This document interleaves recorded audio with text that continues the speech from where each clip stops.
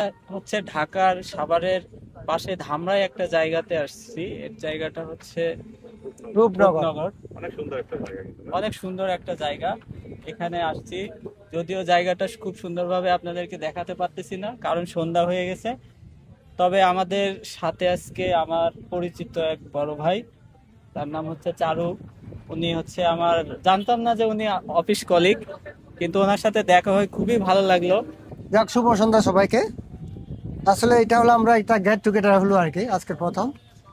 সে হলো আসলে সৌরভ জানতে চায় আর কি, ওনার আইডিটা হলো পেজটা, এটা না জি, পেজটা আর কি। নতুন ব্লগার। এটা আসলে আমরা নতুন ব্লগার হিসেবে স্বাগত থাকে নতুন এই প্ল্যাটফর্মে আসার জন্য, তারা অত্যন্ত আমি স্বাগত জানাচ্ছি, অভিনন্দন জানাচ্ছি।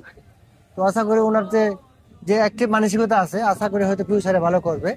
তো আমরা আজকে যে জায়গায় অবস্থান করতেছি এটা হলো, এটা সাভারের নিকটবর্তী আসলে রূপনগর। এটা প্রেমনগর খেতেও আর কি, এটা মূলত প্রেমনগর নামে সবাই চিনে রূপনগর। পিছনে এটা অনেক সুন্দর, এটা অনেকটা হলো নিকলি হাওরের মতো আর কি, নৌকা আছে। আমরা চার দোকানে আড্ডা অবস্থান করছি। এখানে ফাস্টফুডের দোকান আছে, শর্টফুডের দোকান আছে, কিছু অভাব নাই। যাক, আপনারা সৌরভকে একটু ফলো দিবেন, আপনারা বেশি বেশি সাথে থাকবেন। আর যারা বিশেষ করে প্রফেশনালি আছেন, প্রফেশনালি যারা কাজ করেন, তারা অবশ্যই অ্যাক্টিভ রাখবেন, অ্যাক্টিভ করলে সেটা ফিডব্যাক পাবেন।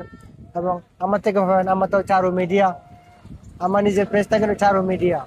এটা হলো সৌরভ জানতে চাই। আর তুমি কিছু বলবা নাকি? আমার কিছু বলার নাই আপাতত, যেহেতু একটা আছে হলো আমার এখনো- দেশি ভাই বড়ুয়া। এখনো শুরু করবো চিন্তা করছি এখনো।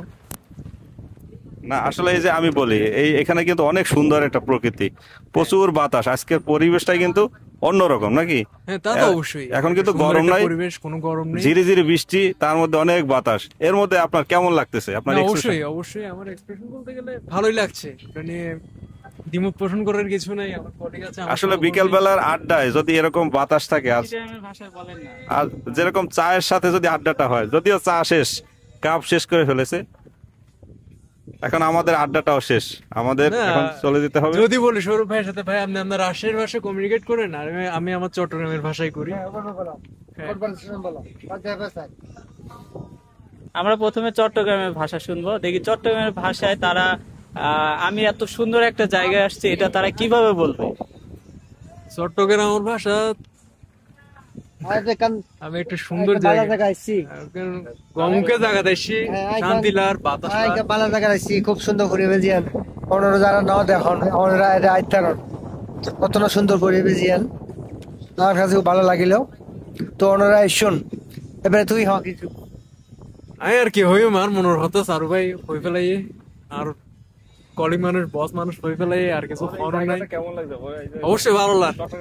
চিটাং এর ভাষা বলো না, সিরিয়ার পাশে একটা বিল ডিল আছে, মাঠঘাট আছে, এই সাত মানুষ বই আছি। সেমি কক্সবাজারের মতো সেমি কক্সবাজার কে ফিল দে সেমি কক্সবাজার কে ফিল দে ফিলিংস আছে। ফিলিং দে। আজকে সন্ধ্যার আড্ডাটা অনেক সুন্দর লাগলো। এবার আমি রাজশাহীর ভাষা বলবো, আরে মামুর বেটা এমন একটা জায়গায় আসছি রে, অসাধারণ একটা জায়গা। দেখতে পাচ্ছিস পাশে কত ঝিকমিক আলো জ্বলতেছে।